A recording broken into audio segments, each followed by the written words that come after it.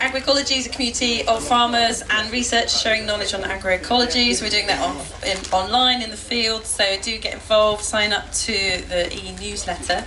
And very much what that's all about is sharing knowledge between farmers and researchers, so you guys making it happen in the field. So do feel free to put in your questions, share your experiences.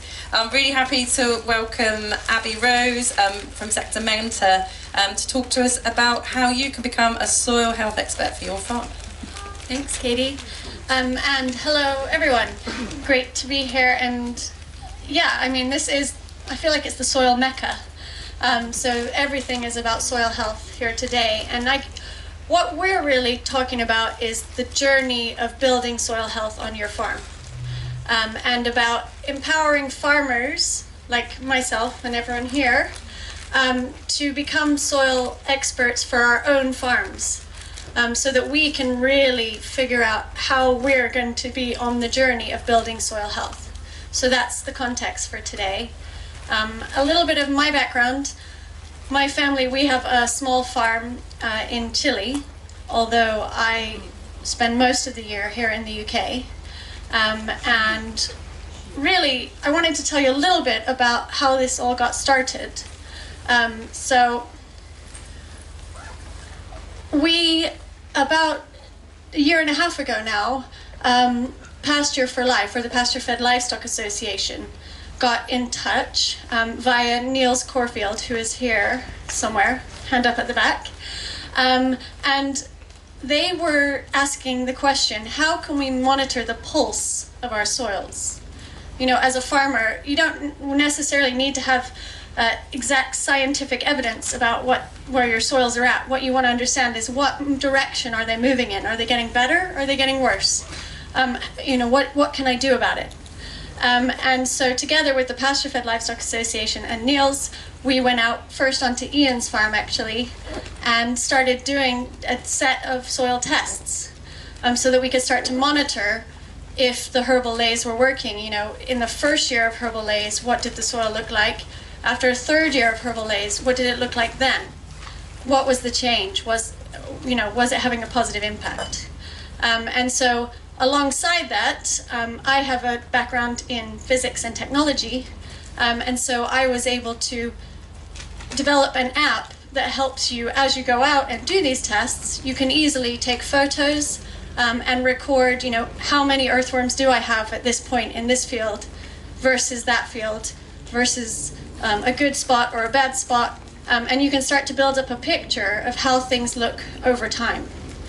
And the app is called Sector Mentor for Soils. And so on our website we have, this is totally open source. You can see protocols for all the different soil tests.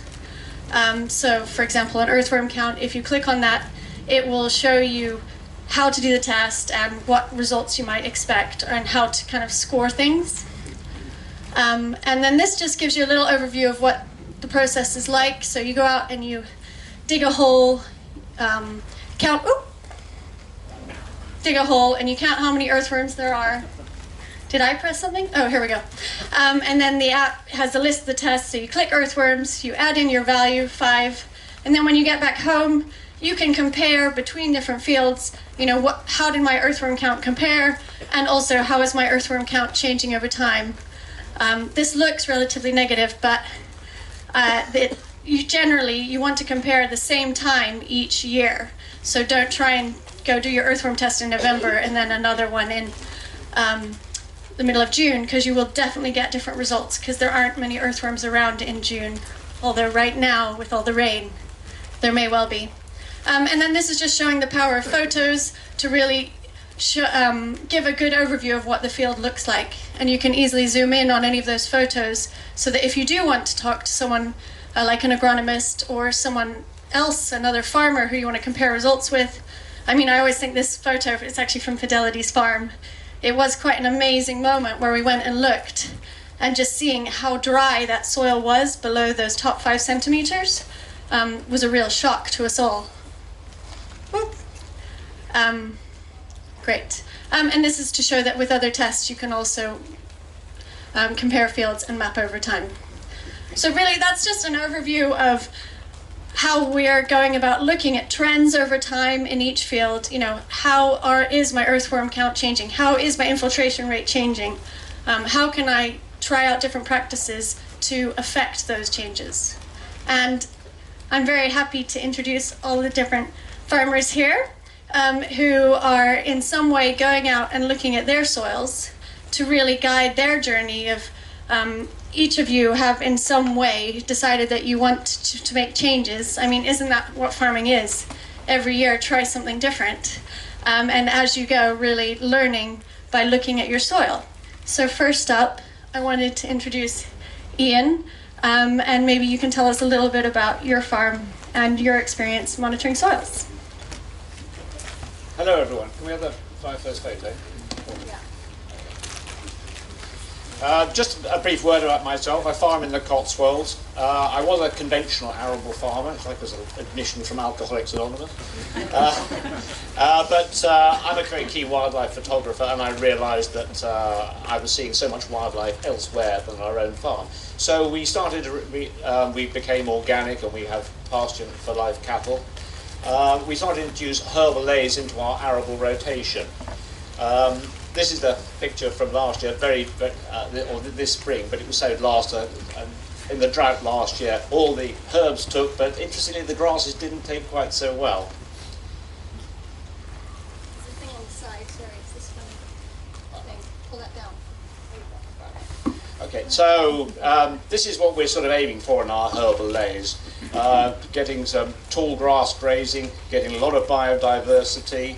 And it's very easy to manage grass when you get this much growth. It doesn't always happen like that. So we want to know what's going to happen to our soils. And one of the easiest ways, best ways of looking at our soils is to doing the visual assessment of soil structure. Look at it. And here we're comparing, on the left, we have some conservation headlands around the edge of our fields, which was originally my bit for the environment, which we ploughed every year and planted with some corn. And it's just interesting to note, being ploughed up every single year. When I took the sample, it sheared off at about 5 inches where the plough depth is. You haven't got the mass of soil is sort of slumped a little bit in the wet weather. You haven't got the aggregation. On the right-hand side is the herbal lay. This is after 2 years, and you can see the aggregation. You can see the rotted vegetation on the top from last year that was trampled in. There's an earthworm there, and you can see the root depth. And it's really very indicative of the sort of what you're looking for in your soils. Interestingly, doing the slate test, which is very demonstrative. So this is the soil put in from those 2 samples. And this soil's only 10 yards apart, so it's exactly the same soil. And the difference you get, and you can see with a very heavy storm of rain, which one's going to run off. So doing these soil tests is very indicative of just how your soil's going to behave. Now, going forward, we're doing these herbal lays over sort of 3-year time period, but it's part of an arable rotation. And I've got to whisper this very quietly, but I'm afraid being organic, we've got to plough the herbal lays, albeit with a very shallow plough. And what I'm looking for is to seeing how much our soils deteriorate over that time. How many years can I have an arable crop before we go back into a herbal lay again? The other real good thing about these soil tests is with the new environmental land management scheme coming forward, the future of farm support, we know it's not going to be a light touch approach, and that the UK Treasury is going to want evidence of the outcome you're having. Now, having these soil tests is going to be exactly the sort of evidence they're looking for, that you're monitoring your soils, that you're seeing what's going forward. And I see the role for these tests, and especially if it's an online and they can see for years how your soil's improving or not improving, but that you're monitoring your soils and that you're really looking at what the outcome is. I see this is going to be something that's going to be absolutely critical going forward, having a record of what your soil condition is. Thanks, Ian. And if you are still around in about 15-20 minutes after we'll finish, we're going to demo a slate test just like this. at the front here, so you can see it in action and see the difference between soils like this actually from near Fred's farm, or on Fred's farm. So thank you so much. And Chris, I think you're up next. Can we have the dial? Let's see who comes next. Chris, yeah, so go for it, Chris. Hello, yeah, I'm Chris Leach from the Weston estate. We've quite a large estate. We've got about 5,000 acres. You can see all the facts and figures out there. I won't bore you by reading through them, but about 3,000 acres of that is in hand, and the rest is on tenant farm. So we are at the very beginning of this process. So as opposed to yourself, the last 12 months, the family has decided to go down the regenerative agricultural approach, and we're beginning to change things up now. So we started digging holes and doing various different things, looking at doing our worm counts, doing our vest tests, doing our infiltration tests, and so that we can see how things are now, right at the very, very beginning, and get our baselines in as we begin to sort of change our approach. And working with Abby and working with Matt at Bragman's farm, we're developing bokashi and biofertilizers and reducing our inputs. So yeah, we've got very heavy clay soil, so we're doing infiltration tests, penetrometer tests, worm counts. This is one that we had to make up ourselves because we destroyed the first 3 that we tried to hammer into the ground. So we made something a little bit sturdier. And again, Abby's always been there sort of helping us along. I'm stood there in the field, I've done all my other tests, I've done my worm counts, etc. And I'm looking at my water not going anywhere. And I send Abby a text saying, how long do I have to wait here for? I've been here for 40 minutes waiting for this water to go away. And she texts me back straight away and said, well, I give up after 20 minutes. So she's there to help, and you know, she's developing this app, which has been great for us, because I was wandering around in the 5,000 acres, we're doing several plots and trying to keep it in the same place. And the first time we did it last November, I was wandering around with GPS, taking photos of the GPS, so that next time I can go back to the same plot. Came to this spring, and Abby's developed a GPS thing onto the app, so that I don't even have to do that anymore. I can just straight plug into that. So why is all this important to us? Like I said, we want a baseline data on the estate, and data is really important to us. We've built a whole building dedicated to recording data. This is an archive centre that they've developed at Wadston. So they've got 150 years of records in there, and having the app there and being able to keep that record and share that with everyone else, so that we can show, like I say, we're at the very beginning, and we can hopefully show people how well regenerative agriculture is going to work. Great, thank you so much. And I think that is kind of amazing to think there's 150 years of records in there. It'd be great, Fidelity's next. It'd be great to get access, maybe at some point. Oh, you can. Oh, we can. Okay, it's, yeah, that thing. Oh no, back, sorry, down. There you go. So yeah, go for it, Fidelity. Hi everybody, I'm Fidelity from Rumshed Farm in Kent. We also have Herefords like Ian. We're a smallish farm, just under 200 acres, been in high level stewardship for the last 10 years with an emphasis on creating diverse meadows. So I've been, over those last 10 years, I love walking across the fields and just seeing how we've been going on top of the soil and seeing the diversity in our meadows growing.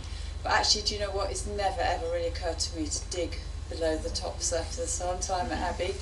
And the other thing, I've been director of the PFLA for quite a while now, and sitting on the edge of the Google group, I just sort of think, I've been thinking for ages, I really need to make changes in the way we manage our grazing without losing our diversity, but wanting to move the cattle more off and get in more organic stuff and basically try a sort of form of mob grazing.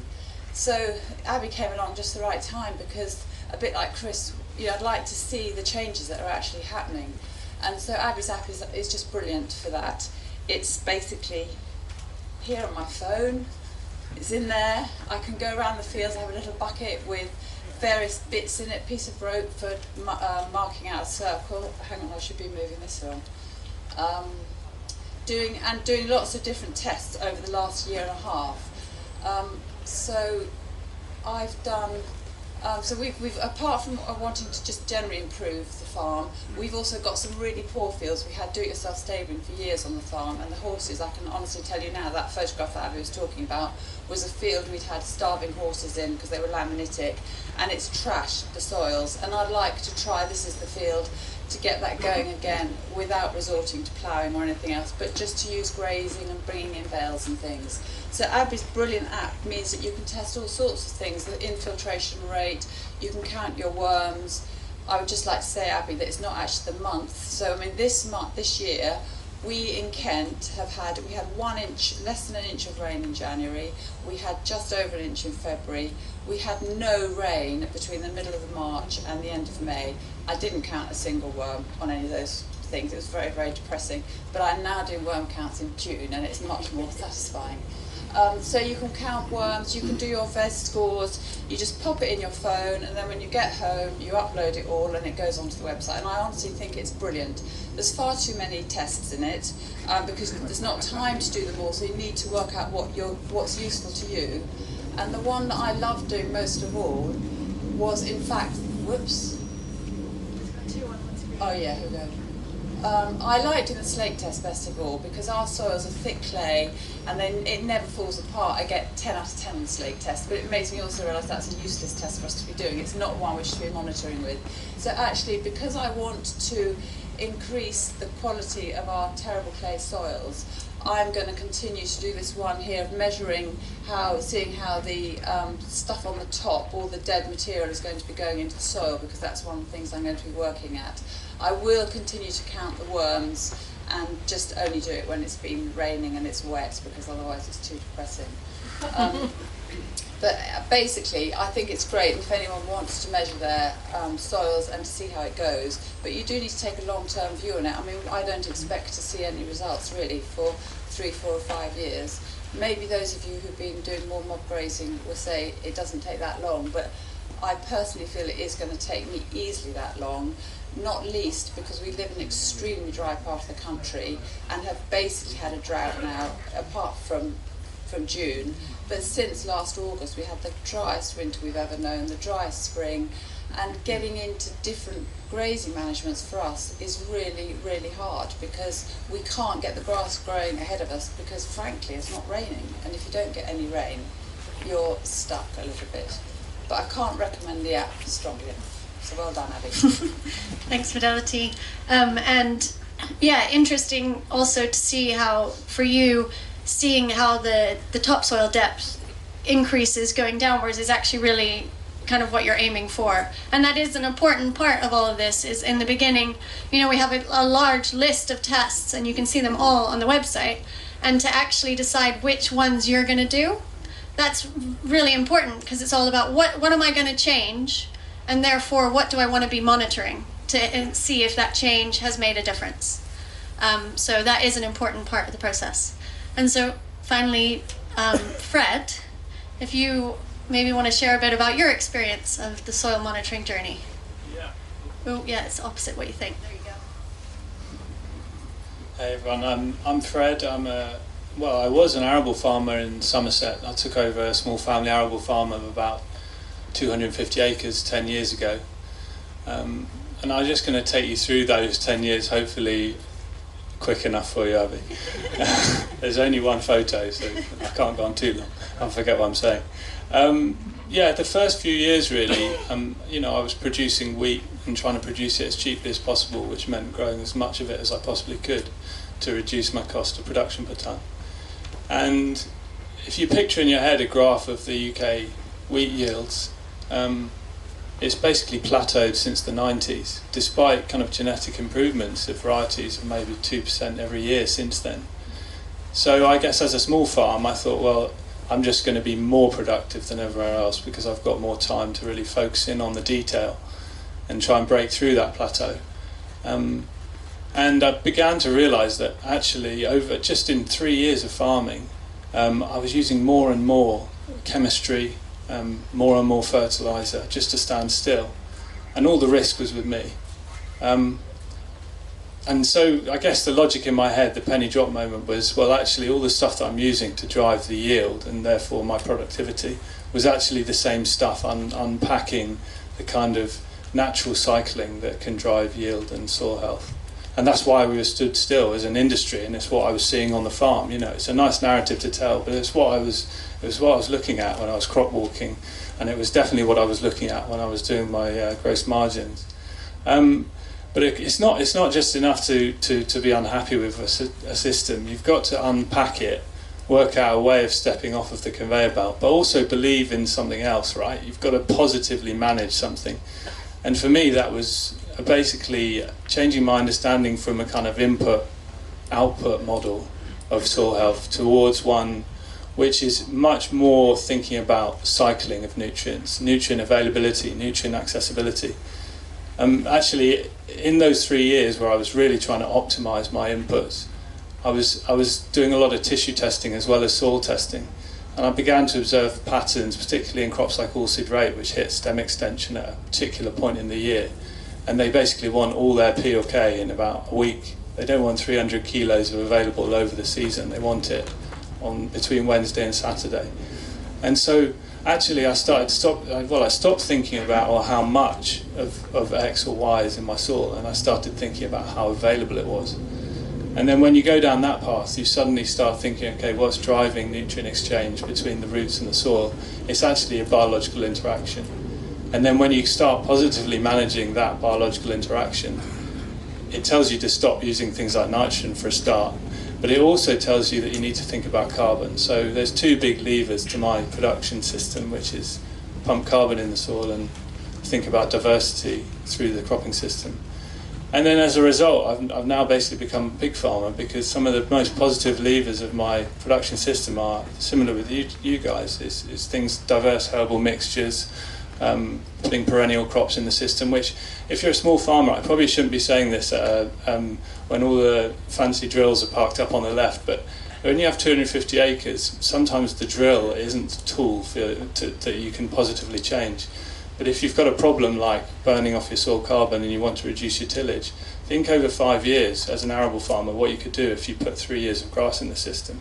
You haven't spent 60k on a weaving drill or whatever the other drills are, but what you have done is just change your farming system.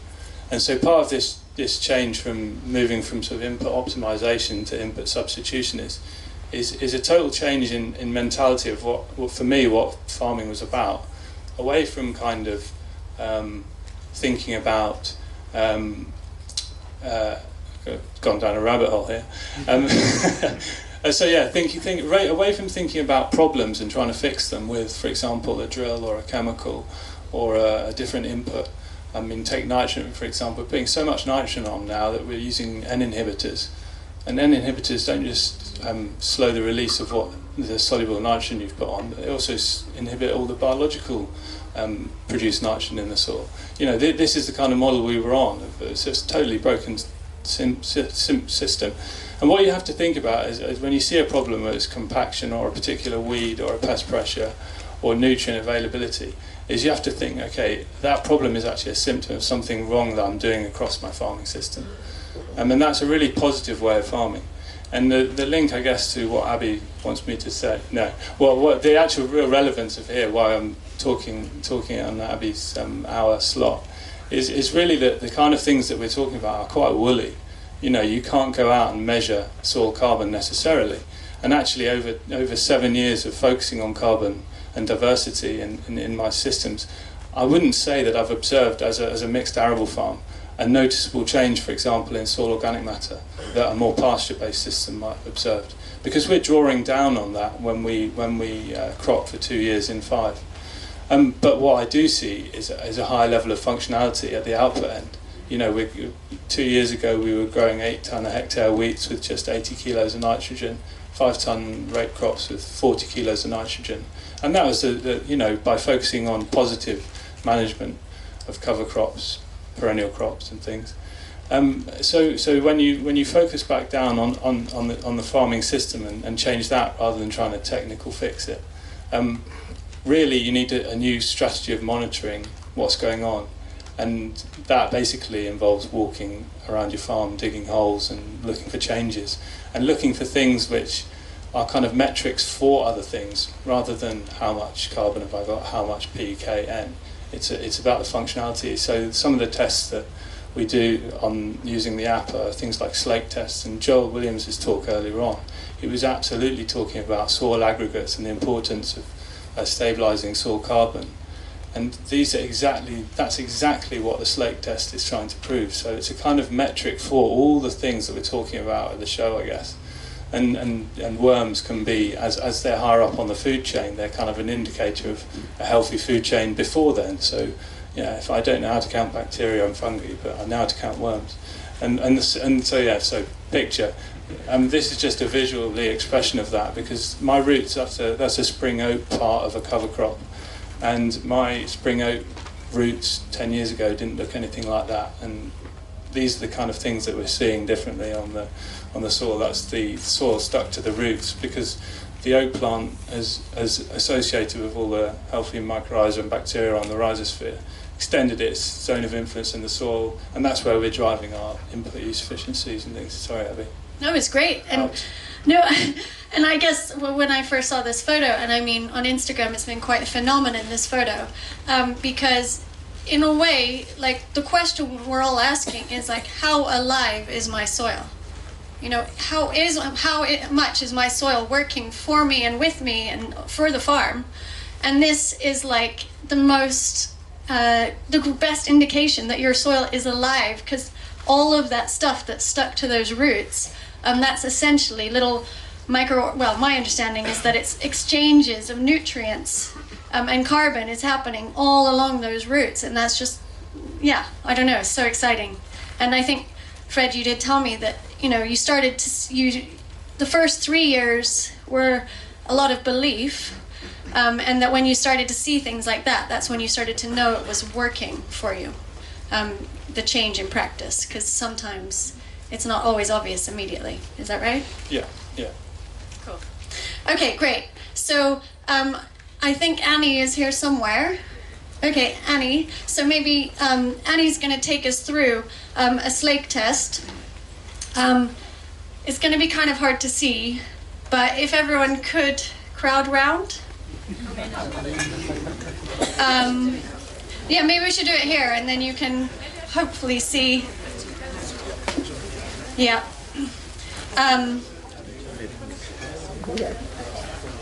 Okay, great. Yeah? Okay.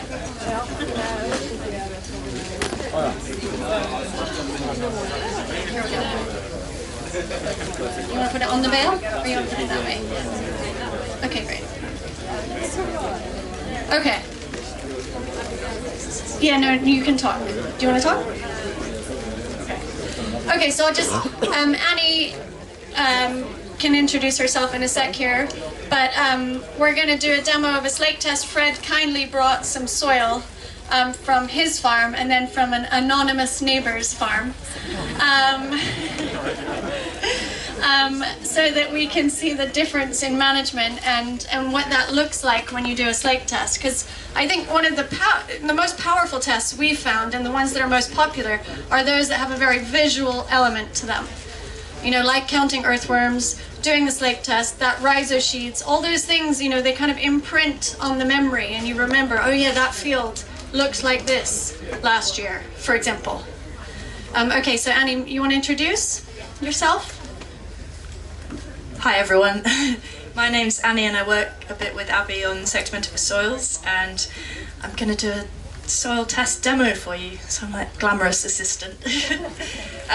So I'll talk a bit about a few soil tests, but this is the first one that we'll do, the slake test. So the idea is that you have a sieve and a bowl and some water, so hopefully all stuff you've got at home. These are my mum's, she hasn't missed them yet. So what I'm going to do is I've got two different samples, one from Fred's farm and one from his neighbour, and I'm going to, if I can multitask with the microphone and the sample. Yeah.